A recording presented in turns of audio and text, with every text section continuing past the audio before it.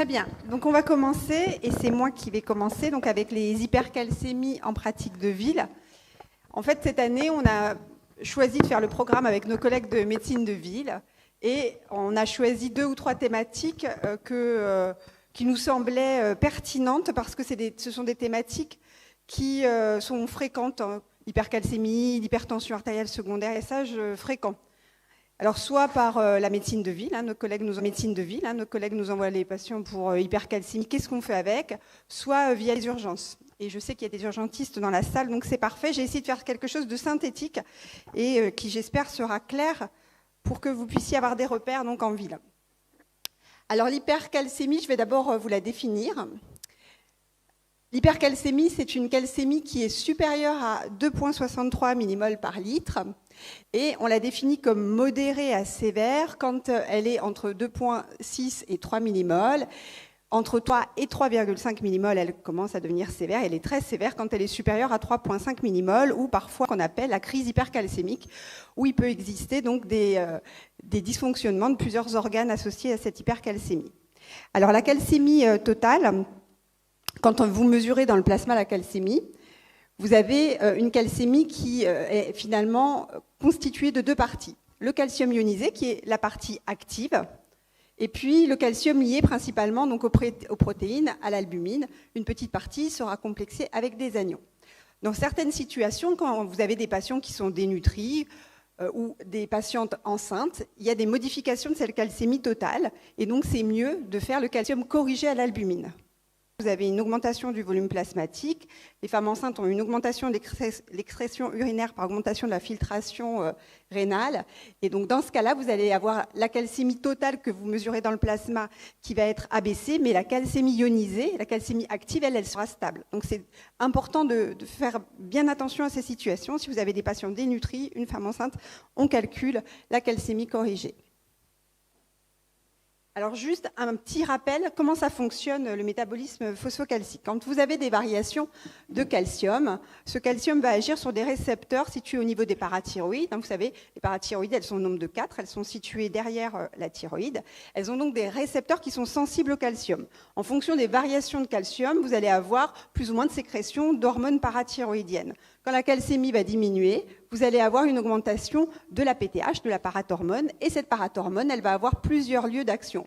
Le premier lieu d'action, c'est le rein. Elle va permettre de diminuer la phosphatémie, elle va augmenter la réabsorption tubulaire du calcium, et elle va permettre l'hydroxylation de la 25-OH vitamine D, qui est donc le précurseur de la vitamine D active, pour former cette vitamine D active qu'on appelle aussi calcitriol, ou qui correspond à la 1,25-OH vitamine D.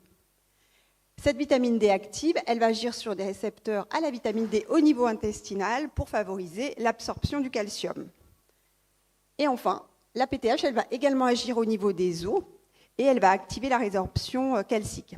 Et c'est pour ça d'ailleurs que quand on a trop, on peut avoir une ostéopénie, voire une ostéoporose. On en reparlera tout à l'heure. Alors la vitamine D, elle vient d'où? Et ça, c'est important dans nos régions. Elle est principalement synthétisée à partir de la peau, à partir du 7-déhydrocholestérol, qui va permettre donc la formation de la 25-OH vitamine D. 80% vient de cette vitamine D, la 25-OH vitamine D, vient de l'ensoleillement, de l'exposition solaire, et 20% seulement vient de l'alimentation. Poissons gras, produits laitiers. Donc ça, c'est important aussi parce que parfois, on a des patients qui se retrouvent avec des déficits en vitamine D, beaucoup dans nos territoires, mais souvent, les patients se protègent du soleil. On marche avec les parapluies, on évite de s'exposer, mais il faut quand même qu'il y ait un peu d'exposition solaire. Alors la première cause, c'est la première cause d'hypercalcémie PTH dépendante, donc liée à l'élévation de la PTH, c'est l'hyperparathyroïdie primaire. Cette hyperparathyroïdie primaire, c'est vraiment la première cause d'hypercalcémie, tout confondu. Elle est plus fréquente chez la femme que chez l'homme, environ 3 femmes pour un homme sont touchées. Et principalement après 50 ans. Mais on peut quand même voir des patientes jeunes avoir des hyperparathyroïdies primaires, et vous l'avez entendu hier avec le professeur Chanson, notamment dans le cadre de pathologies génétiques telles que les néoplasies endocriniennes multiples qui associent plusieurs pathologies endocriniennes.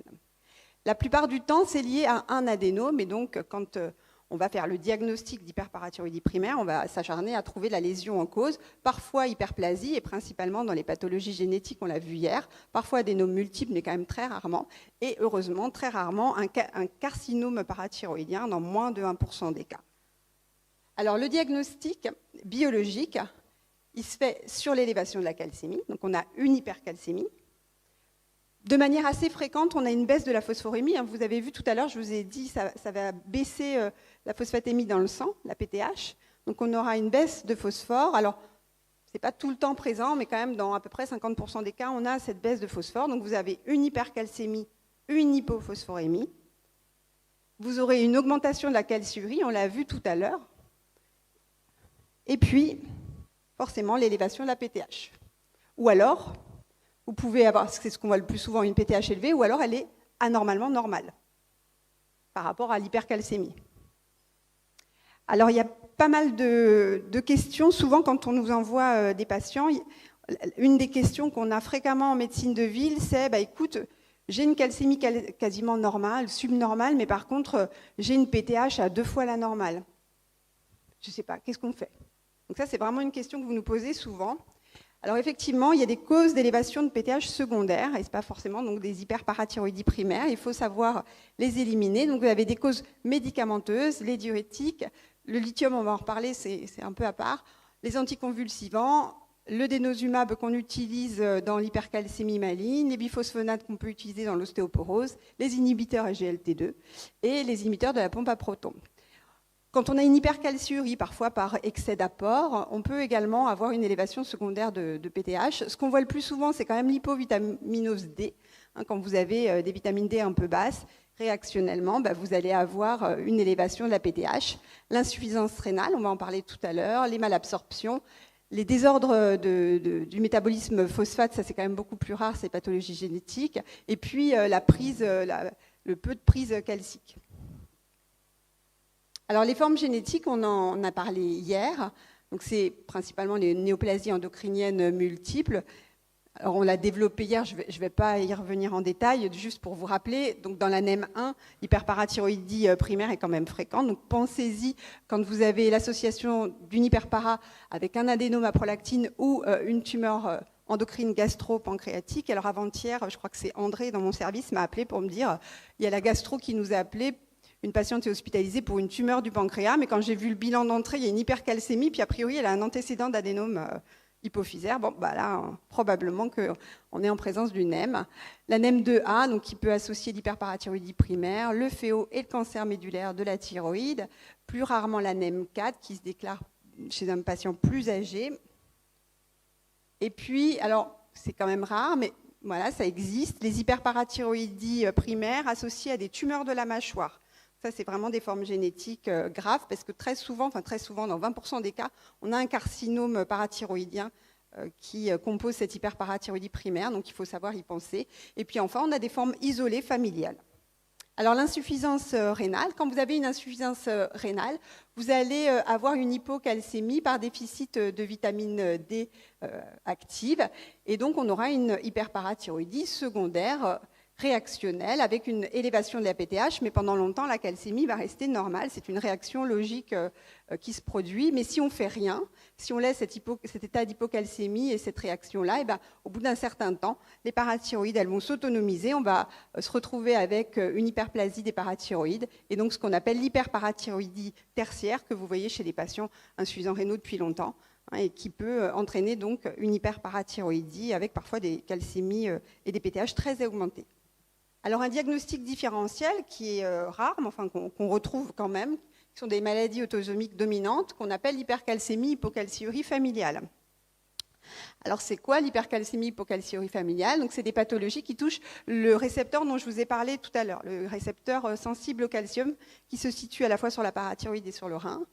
On a des mutations du récepteur lui-même, des mutations de la protéine G, parce que c'est un récepteur qui est couplé aux protéines G, donc ça peut être des mutations au niveau d'une sous-unité de ces protéines G, ou alors une mutation au niveau de la signalisation du récepteur. Donc il y a 3 types différents. Ces pathologies, elles vont entraîner une élévation de la calcémie, mais par contre, il y aura une calciurie qui sera très basse. Donc on aura une hypercalcémie hypocalciurie, mais on a également des élévations de PTH qui souvent quand même sont moins importantes que dans l'hyperparathyroïdie primaire. Alors autrefois, on les appelait des maladies bénignes, hein, l'hypercalcémie, hypocalciurie familiale bénigne, mais elles ne sont pas si bénignes que ça, parce que finalement, on retrouve quand même des symptômes, des lithiases, donc il faut quand même y prêter attention. Et puis, on voit que finalement, dans certains cas, hein, on voit ici que la calcémie moyenne, elle peut être quand même assez importante, notamment dans le type 3. Et on voit effectivement sur cette courbe représentée par le type 1 en petit point noir et le type 3 en petit point blanc, que parfois ces malades, ils ont des calcémies qui vont jusqu'à 3, 3,1, 3,2 millimoles par litre quand même. Alors c'est ce que je vous disais, hein, c'est pas si bénin, on a quand même parfois des symptômes. Et puis, alors comment on fait le diagnostic? Bon, d'abord sur la calciurie. Si la calciurie elle est très basse, il faut y penser, et surtout si vous avez des antécédents de lithiase dans la famille, ou parfois si vous avez la chance que le malade il vous dise « Ah oui, mais moi, ma grand-mère avait ça, ma mère avait ça, bon, toute la famille a ça, et puis on se porte tous bien. » Bon. Donc il y a de fortes chances que ce soit ça. Souvent les PTH, elles sont quand même beaucoup moins augmentées que dans l'hyperparathyroïdie primaire. Alors le lithium, c'est quand même un traitement qu'on utilise assez souvent en psychiatrie, hein, donc... le lithium, c'est un cas un peu particulier. Il va vraiment agir directement sur la cellule parathyroïdienne et un petit peu sur la réabsorption tubulaire du calcium, et il va entraîner donc une hypercalcémie parfois importante, mais par contre réversible à l'arrêt du traitement. Donc pensez-y quand vous avez des patients sous lithium. Alors les signes cliniques, eh bien, on a des signes généraux qui sont assez aspécifiques, l'asthénie, parfois les douleurs musculaires. Le syndrome polyuropolydipsique, il est présent dans 20 à 30% des cas. Il est d'autant plus présent que la calcémie, elle est haute. Il est lié en fait à la résistance de la vasopressine au niveau du rein à cause de l'hypercalcémie. On a donc des lithiases rénales. Alors ça, il faut vraiment y penser parce que je vois encore beaucoup de patients qui ont des antécédents de lithiase rénale connus, puis on n'a jamais cherché, jamais fait vraiment le bilan phosphocalcique correctement. Donc ça, c'est important, hein. Malade qui fait 2-3 fois des lithiases rénales, il faut quand même l'évoquer. L'anorexie, la constipation, nausées, vomissements. Alors, les signes cliniques digestifs, c'est pareil, ils sont d'autant plus importants que la calcémie est élevée. Les symptômes, alors c'est pas trop vrai en dessous de 2,8, 2,9, mais après 2,9, plus votre calcémie va augmenter, plus les symptômes vont être forts quand même, notamment sur le plan digestif. Les signes neuropsy, c'est un malade qui va être fatigué, parfois somnolent quand l'hypercalcémie elle est importante, et ça peut aller parfois jusqu'au coma pour des hypercalcémies à 3,4, 3,5. L'hypertension, elle est souvent associée à l'hyperparathyroïdie primaire, et d'ailleurs, souvent les patients qui présentent des hyperparathyroïdies primaires, ils ont plus tendance à avoir de l'hypertension. Il y a un lien assez fort entre le système aldorénine et la PTH.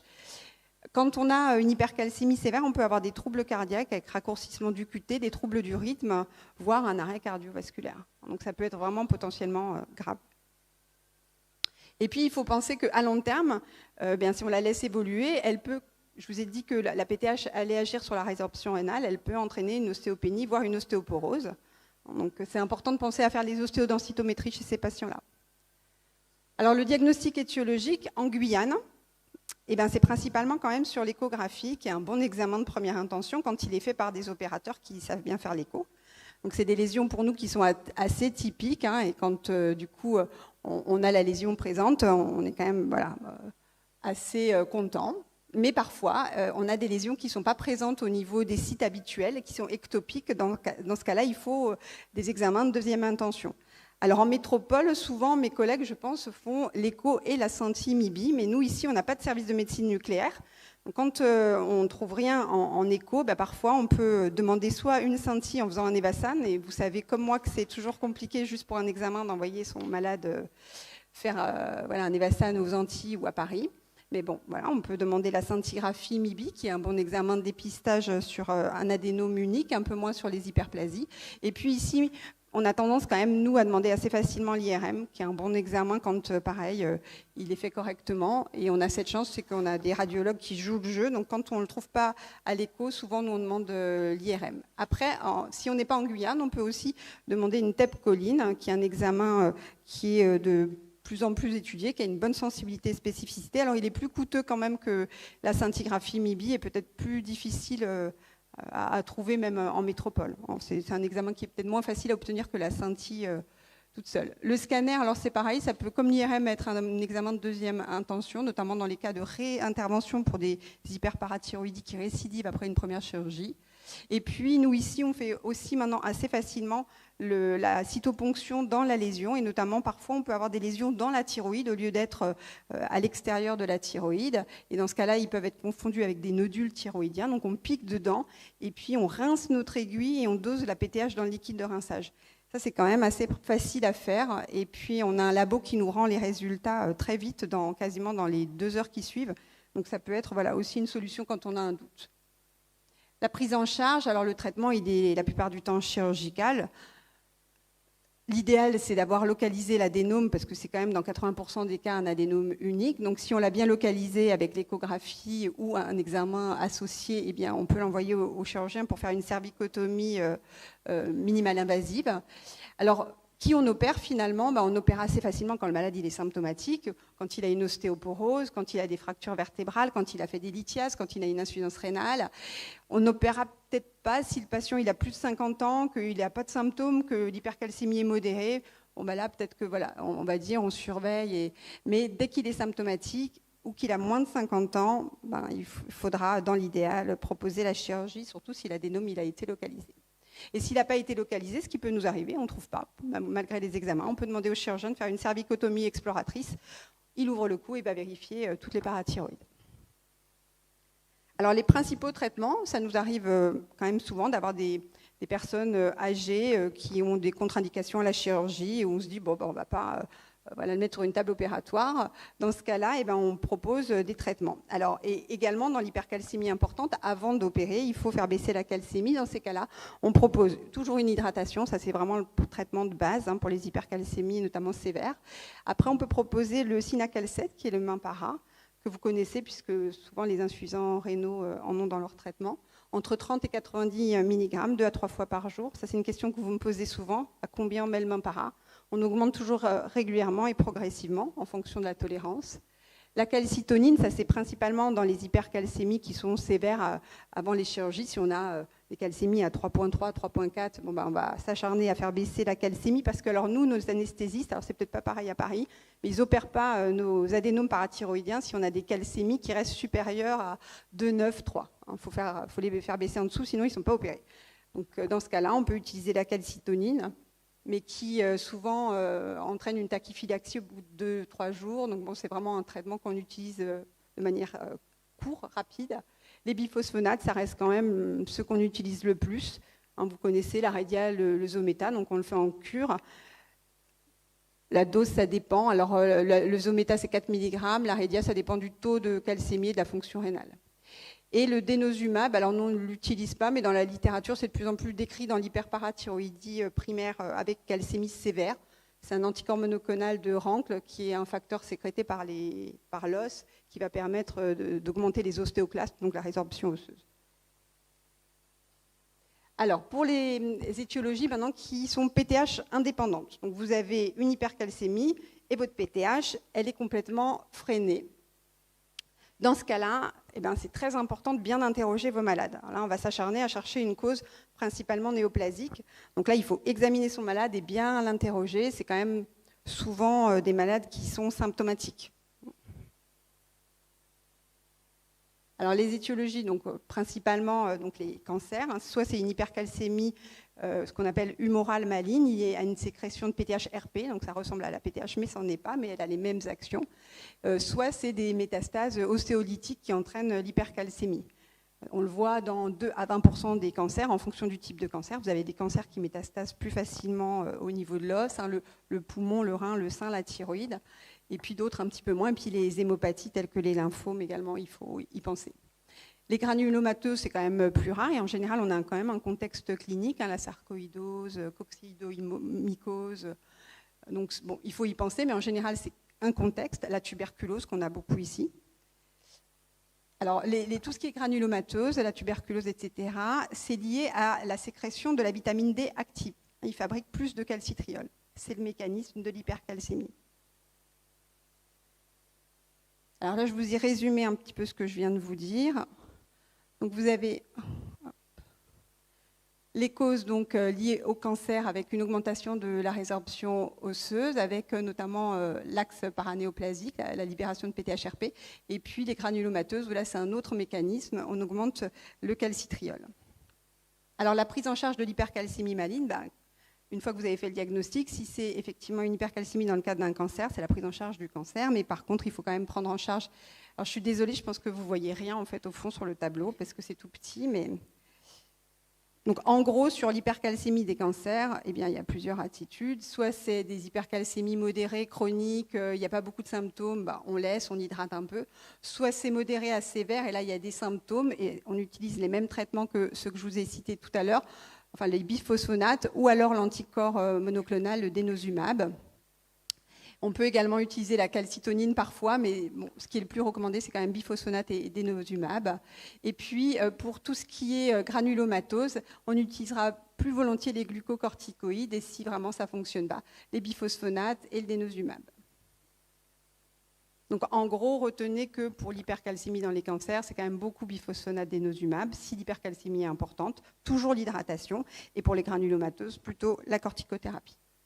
Voilà, je vous avais juste mis que vous puissiez avoir une idée des doses qu'on utilise dans l'hypercalcémie dans le cancer. Donc, que ce soit l'Aredia ou le Zometa, souvent on est obligé d'utiliser les doses maximum, 90 mg ou 4 mg en une fois. Alors, les biphosphonates, vous le savez, si vous avez des patients que vous nous envoyez de temps en temps pour les cures de biphosphonates, des patients typiquement qu'on ne peut pas opérer pour les adénomes parathyroïdiens, et donc on traite avec des cures régulières. C'est des traitements qui sont plutôt bien tolérés, mais quand même, ça nécessite de faire vraiment les perfusions en HDJ parce qu'on les fait après hydratation et puis on les fait sur 2 à 4 heures. Sinon, ça peut donner des réactions de douleurs osseuses, de fièvre. Donc, il faut faire attention. Rarement on le fait en ambulatoire. Ça nous est arrivé de le faire avec la filière Diam et des infirmières de ville, mais on préfère quand même surveiller les patients. Alors du coup, en pratique, donc, en gros, vous avez 2 catégories. Celles qui dépendent de la PTH, quasiment tout le temps, vous aurez une hyperparathyroïdie primaire, mais vous avez vu qu'on peut quand même avoir parfois des hypercalcémies d'origine PTH, mais plutôt génétique. Donc dans le cas des jeunes, on l'a vu pour les néoplasies endocriniennes multiples, et puis ces hypercalcémies, hypocalciuries familiales, qui sont moins fréquentes, mais que vous allez pouvoir rencontrer quand même en médecine de ville. Et puis celles qui ne dépendent pas de la PTH, qui sont plutôt les causes malignes et les granulomateuses. Vous avez une calcémie en ville qui a plus de 2,6, on contrôle quand même toujours. On fait un deuxième contrôle, on corrige si on a un doute à l'albumine. Vous avez des formules, et voir nous au labo, on met calcémie corrigée, ils font la calcémie corrigée. Si elle est haute ou normale haute, c'est-à-dire qu'elle est inadaptée par rapport à l'hypercalcémie, la PTH, pardon, et bien dans ce cas-là, c'est quand même probablement une hyperparaprimaire. Souvent, donc n'oubliez pas, vous avez le phosphate qui est bas. Si vous avez un phosphate très élevé, il faut vous poser des questions. Donc, la plupart du temps, hypercalcémie, hypophosphatémie, hypercalciurie. Donc là, vous faites les examens de dépistage. Chez nous, l'échographie en première intention, plus ou moins senti si on ne trouve pas, ou IRM. Et puis, si la PTH, elle est basse, eh ben, il faut penser aux causes malignes, les métastases, ou alors la sécrétion de PTHRP. Attention, n'oubliez pas que parfois, vous pouvez avoir des calcémies subnormales avec des PTH élevés. Il faut quand même éliminer les causes secondaires dont je vous ai parlé tout à l'heure avant de dire qu'il y a une vraie hypercalcémie, une calcémie normale une hyperparathyroïdie à calcémie normale. N'oubliez pas de penser qu'il y a aussi des causes qui font élever la PTH et qui ne sont pas des hyperparaprimaires. Voilà, je pense que je vous ai tout dit. Donc, je vais terminer. Je ne sais pas si j'ai été très longue. Hop, je repars en arrière. Et je vous remercie de votre attention.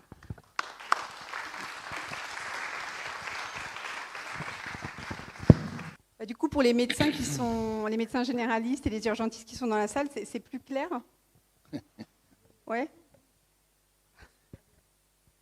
Est-ce que peut-être tu peux parler un peu de la chirurgie et des chirurgiens et des choix des chirurgiens, parce que c'est peut-être, enfin, sans vouloir, c'est quand même important, quoi. Même si on fait un diagnostic, il vaut mieux quand même que ce soit un chirurgien qui a un peu l'habitude. Tout à fait. Oui, alors ici, pour le coup, on n'a qu'un chirurgien, donc ça règle le problème. Je ne vais pas dire qu'il n'est pas bon. Pour le coup, c'est vrai que les chirurgies parathyroïdiennes, il faut quand même que ce soit des opérateurs qui aient l'habitude. Et en Guyane, enfin en tout cas sur notre zone, mais même à Saint-Laurent, on a des chirurgiens qui sont compétents pour la chirurgie thyroïdienne et parathyroïdienne. Et pour ceux qui ne le savent pas ou qui ne le connaissent pas, c'est Dr Amroun sur le secteur Cayenne et maintenant Kourou. Et sur Saint-Laurent, il y a Dr Laloé. Donc on a des chirurgiens expérimentés. Nadia, à un moment, tu as fait allusion aux avis qui te sont demandés pour des PTH élevés à calcémie normale. Mais c'est vrai que nous, on est confrontés aussi à ça. Depuis quelques années, on a vu assez brutalement, j'ai l'impression, une épidémie de dosage de la PTH en ville. Je n'ai pas compris d'où ça venait, je n'ai pas compris quel mot d'ordre avait été donné. Et tu peux peut-être rappeler quelles sont les indications de dosage d'une PTH avant de doser la calcémie. Et si la calcémie est normale... Et c'est ça. Ouais. Et, effectivement, je ne sais pas, nous, ça fait peut-être 2-3 ans qu'on a plein de demandes pour des PTH élevés à calcémie normale. Et honnêtement, je ne sais pas, il faudrait demander à mes médecins généralistes qui sont dans la salle pourquoi ils dosaient la PTH. Souvent, en fait, ce que je remarque, c'est des bilans souvent qui sont faits dans le cadre d'une asthénie. Donc, on demande tout le bilan phosphocalcique, la vitamine D, la PTH, le calcium. Mais c'est vrai qu'il n'y a pas d'indication. Si votre calcémie, et vous l'avez vu, est normale, il faut s'arrêter là. Quels sont les examens exigés par le chirurgien pour opérer? Est-ce qu'il te faut 2 examens ou il se contente de ton échographie? Non, alors pour le coup, on est en territoire particulier, ce ne sera pas la même chose pour nos collègues de Paris, mais ici, nous, l'échographie suffit. Si on est sûr de notre image et on a, je pense, un bon ratio, une bonne sensibilité échographique, sans nous jeter des pierres, on a rarement des problèmes. Alors ça arrive sur les adénomes ectopiques ou intrathyroïdiens, mais là du coup on pique dans la lésion. Et pour les ectopiques, quand on ne trouve rien, quand même les patients partent faire leur scintille. Ou alors parfois on demande l'IRM et de plus en plus. Et finalement ça nous aide bien. Donc c'est écho-IRM plutôt ici, parce que la scintille est plus compliquée à obtenir, ou la TEP choline, on l'a pas. Et sinon on envoie nos patients ou aux Antilles ou à Paris pour faire leur scintille. J'ai été surpris par cette information de lithiase urinaire chez les patients qui ont une hypercalcémie, hypocalciurique. C'est quoi ces lithiases avec une hypocalciurie? C'est des lithiases calciques ou c'est autre chose? Je ne sais pas. Je ne sais pas, Philippe, tu sais? Non, je sais pas. Et oui, c'est de plus en plus décrit. Après, les formes sont... Il n'y a pas tant d'hypocalciurie que ça dans certaines hypercalcémies hypocalciuriques. C'est un diagnostic différentiel est très très difficile. Pour les hyperparathyroïdies tertiaires, comme on a beaucoup d'insuffisants rénaux dans nos régions, avec des patients dialysés, donc est-ce que la conduite à tenir vis-à-vis des néphrologues? Tout dépend du taux de calcémie. Donc c'est vrai que si c'est des hypercalcémies importantes, nous ce qu'on fait, c'est qu'on les adresse. Alors souvent je fais l'écho avant quand même pour essayer de voir quelles sont les glandes les plus hyperplasiques. Et puis ils sont opérés par le chirurgien de leurs hyperplasies. Chirurgie des 3 quarts souvent. Ouais. Juste, c'est par là. Pour les échos, détails techniques, on te les envoie ou on les envoie en radio? Non, c'est chez nous. Merci. Ah, ça, c'est important. C'est comme le chirurgien. Il faut vraiment un écho-opérateur très entraîné pour avoir l'œil pour détecter la lésion. C'est quand même des lésions qui, des fois, sont petites, de quelques millimètres. Il faut vraiment avoir l'habitude. Et en radio, ils ont moins l'habitude que nous, pour le coup, parce que nous, l'échographie, on fait que de la thyroïde et de la parathyroïde. S'il n'y a plus de questions. Ok, merci. Merci Nadia. Merci professeur.